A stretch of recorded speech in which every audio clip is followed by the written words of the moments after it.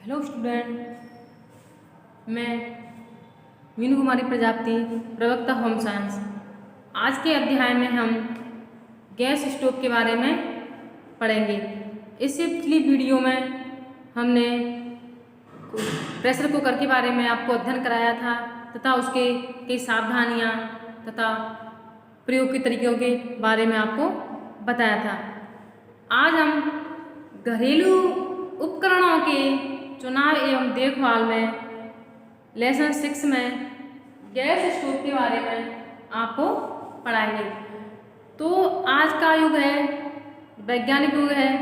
इसमें वैज्ञानिकों ने नई नई तकनीकों के माध्यम से आज के समय की नई नई वस्तुओं का आविष्कार किया है, जिससे मानव जीवन को और आसान बना दिया है तथा सभी साधनों को कम समय में उपलब्ध किया है, जिससे आज के समय में जो नई नई तकनीकें हैं, नई नई वैज्ञानिक विधियां हैं, जिनके माध्यम से मानव जीवन सरल एवं सुलभ हो गया है।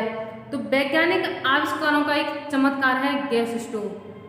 चमत्कार तो है ही है। पहले समय में आपने देखा होगा जो गृहिणियाँ होती थी चूल्हे पर लकड़ी के माध्यम से भोजन बनाती थी तथा उससे धूल धुआं उन्हें कई प्रकार की परेशानियां होती थी। लेकिन आज के समय में जो गैस स्टोव है एक नया चमत्कार है, जिससे इस विज्ञान के युग में कई तरह के गैस स्टोव तथा कई प्रकार की भोजन बनाने वाली तकनीकों का प्रयोग किया गया है। तो आज गैस स्टोव है आपका, यह सरलता, कम खर्चीला, आसानी एवं सुगमता से प्रयुक्त होने वाला अति महत्वपूर्ण साधन है, जिसमें समय शक्ति बचत का यह एक समय शक्ति बचत का साधन है। आपने देखा होगा जो चूल्हा होता है, गैस चूल्हा, खाना पकाने के लिए सबसे उत्तम साधन माना जाता है। कम समय में कम स्थान में ही हम भोजन बनाकर तैयार करते हैं। तो इसमें जो आपका गैस चूल्हा होता है, इसमें एक या दो चूल्हे होते हैं। चूल्हे के आकार पर ही इसका आकार होता है, छोटा है बड़ा। 2 चूल्हे वाला छोटा होता है, 3 चूल्हे वाले इससे थोड़े बड़े होते हैं। तो इसका जो सिद्धांत है, इसका सिद्धांत क्या है, गैस स्टोव किस सिद्धांत पर कार्य करता है। तो गैस चूल्हे में उपयोग किया जाने वाला ईंधन है, गैस चूल्हे में जो उपयोग किया जाने वाला ईंधन है वो आपका एलपीजी गैस है। क्या है? एलपीजी, यानी जो सिलेंडरों में जो गैस भरी जाती है वो कैसी गैस भरी जाती है? LPG gas. तो liquefied petroleum gas, liquefied petroleum gas LPG का पूरा नाम है, फुल फॉर्म है लिक्विफाइड पेट्रोलियम गैस, द्रवीभूत पेट्रोलियम गैस, इसकी फुल फॉर्म है। तो जो गैस सिलेंडर होते हैं उनमें एलपीजी गैस भरी जाती है। आपने देखा होगा जब गैस का रिसाव होता है तो उसमें एक दुर्गंध आती है, उसमें मरकैप्टन गैस भी भरी जाती है, जिससे जब गैस लीकेज होती है तो हमें गैस निकलने का पता चल जाती है उसकी बदबू से। तो उसमें उपयुक्त होने वाला जो ईंधन है आपका एलपीजी है, जिससे गैस सिलेंडरों में गैस भरी जाती है। जो एलपीजी होता है यह एक संतृप्त हाइड्रोकार्बन होता है। जो एलपीजी गैस होती है सिलेंडरों में भरी जाती है, यह आपका संतृप्त हाइड्रोकार्बन होता है। हाइड्रोकार्बन यानी हाइड्रोजन प्लस कार्बन, वे यौगिक जो हाइड्रोजन और कार्बन से मिलकर बने होते हैं वो आपकी हाइड्रोकार्बन कहलाते हैं। हाइड्रोकार्बन सामान्यतः 4 प्रकार के होते हैं: मीथेन, ईथेन, प्रोपेन, ब्यूटेन। जो रासायनिक भाषा में जो इनकी गिनती होती है, इनके जो ऑर्डर नंबर होते हैं, इनकी अलग भाषा का प्रयोग किया जाता है। जैसे 1, 2, 3, 4, 5, 6 इस तरह से हम गिनतियों को शो करते हैं। इसी प्रकार रासायनिक भाषा में जो रासायनिक द्रव्य होते हैं उनके लिए eth, meth, prop, but, penta, hexa इन शब्दों का प्रयोग करते हैं। तो methane, ethane, propane, butane. Methane मतलब इसमें कार्बन कई अणु हैं हाइड्रोजन के 4 अणु हैं। ईथेन, इसमें कार्बन के 2 अणु, हाइड्रोजन के 4 अणु हैं। प्रोपेन है, इसमें कार्बन के 3 अणु, हाइड्रोजन का 1 अणु। और ब्यूटेन है, जिसमें कार्बन के 4 अणु, हाइड्रोजन के 10 अणु। इस प्रकार जो हाइड्रोकार्बन है 4 प्रकार के होते हैं, मेथेन, ईथेन, प्रोपेन, ब्यूटेन, जो कार्बन और हाइड्रोजन से मिलकर बने हुए होते हैं। जो एलपीजी गैस होती है संतृप्त हाइड्रोकार्बन गैस होती है, इसीलिए गैस सिलेंडरों में एलपीजी गैस भरी जाती है, जिससे हमारा खाना बनता है। चूल्हा होता है, सिलेंडर होता है, उसमें एक नॉब होती है, नॉब के माध्यम से गैस चूल्हे को एक नली के द्वारा जोड़ा जाता है तथा इसका गैस का स्थानांतरित किया जाता है। गैस की जो सभी गैस का रंग क्या होता है, इसका ये रंगीन होती है। जैसे वायु है, वातावरण में वायु है, इसको हम देख नहीं सकते हैं, सिर्फ इसको हम महसूस कर सकते हैं कि हवा चल रही है। उसी प्रकार जो सिलेंडरों में गैस होती है ये रंगहीन, गंधहीन तथा तीव्र ज्वलनशील होती है। कैसी होती है? जलने वाली, तीव्र ज्वलनशील होती है, जो वायु में मिलकर जलाते हैं तथा ये ऊष्मा देते हैं।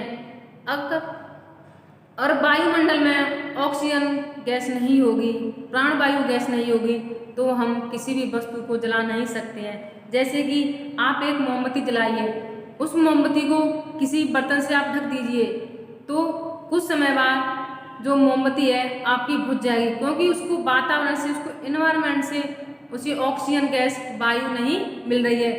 तो किसी वस्तु को जलने के लिए ऑक्सीजन गैस सहायक होती है, तो वातावरण में मिलकर ये ऊष्मा देती है।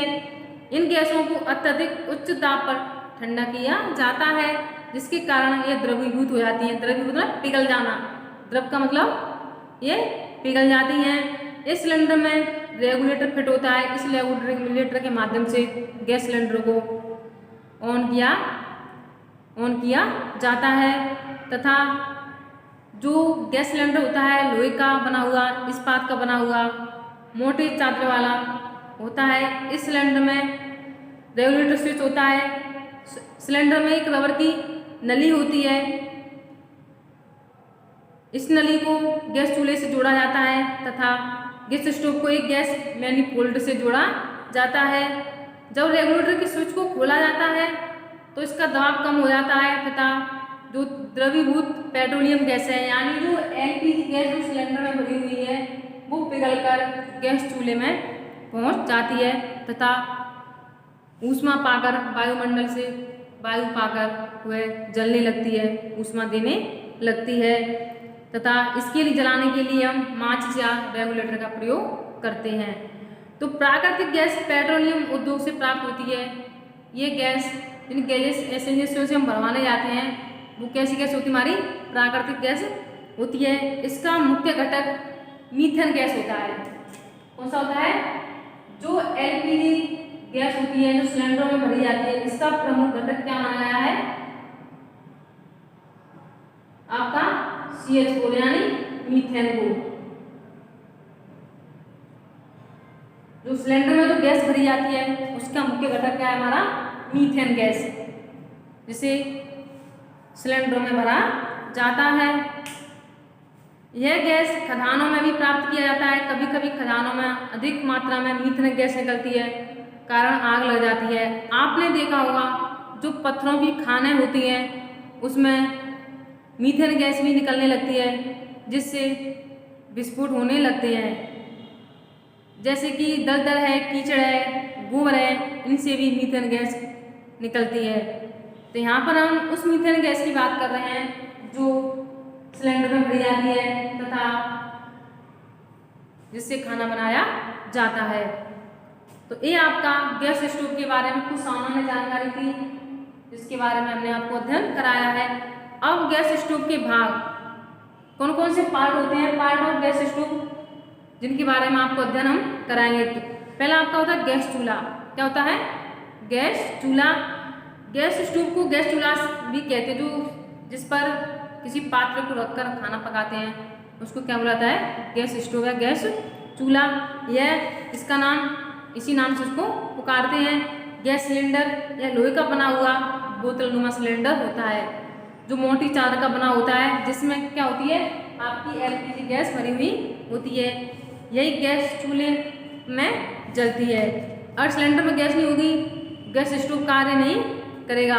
गैस रेगुलेटर यह गैस स्टोव का सबसे महत्वपूर्ण भाग होता है तथा यह सिलेंडर से निकलने वाली गैस को नियंत्रित करता है। जब हम प्रयोग में सिलेंडर को नहीं लेते हैं तो हमें गैस रेगुलेटर से बंद कर देनी चाहिए।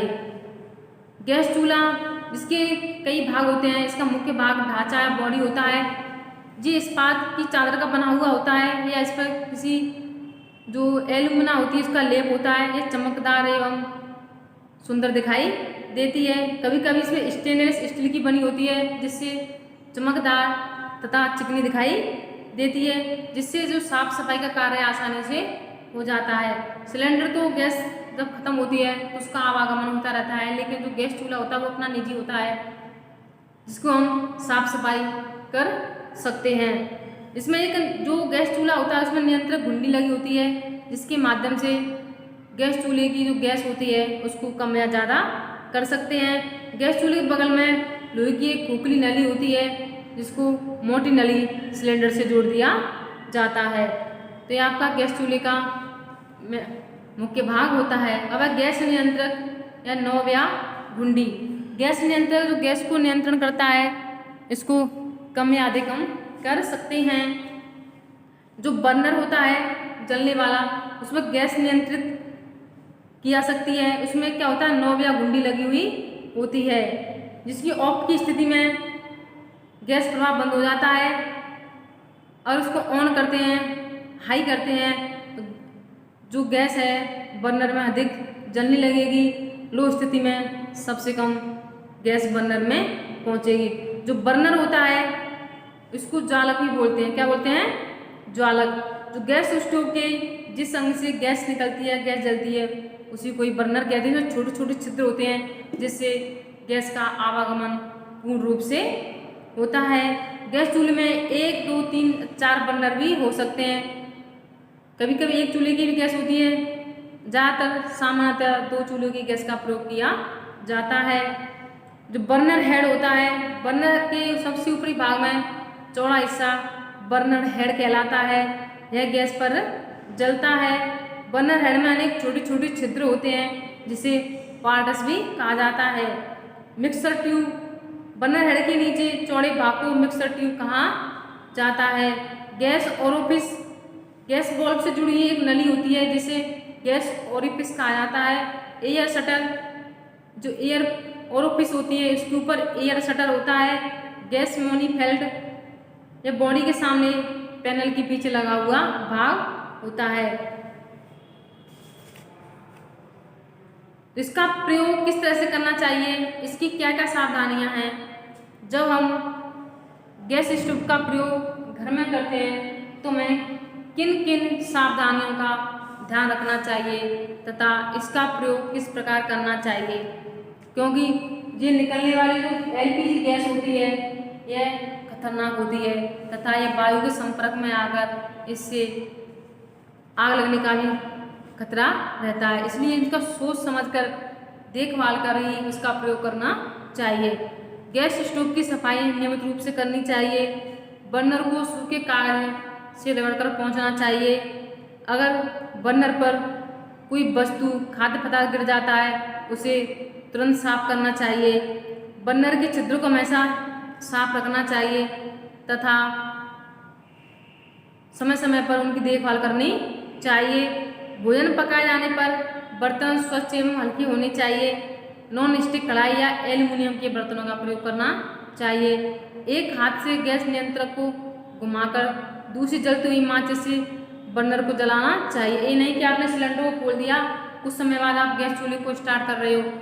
जिस एक हाथ से आप गैस सिलेंडर को स्टार्ट करते हो, उसी दूसरे हाथ से गैस स्टोव को भी हमें चालू करना चाहिए, जिससे जो निकलने वाली गैस है बर्बाद नहीं होती है, नष्ट नहीं होती है। भोजन पकाने के बाद गैस रेगुलेटर को बंद कर देना चाहिए और चूल्हा जलाने के पूर्व जो खाद्य सामग्री है उसे अपने पास में रखना चाहिए ताकि समय अधिक नष्ट ना हो, जो खाद्य सामग्री है हमें तुरंत प्राप्त हो सके। गैस सिलेंडर सुरक्षित स्थान पर रखना चाहिए।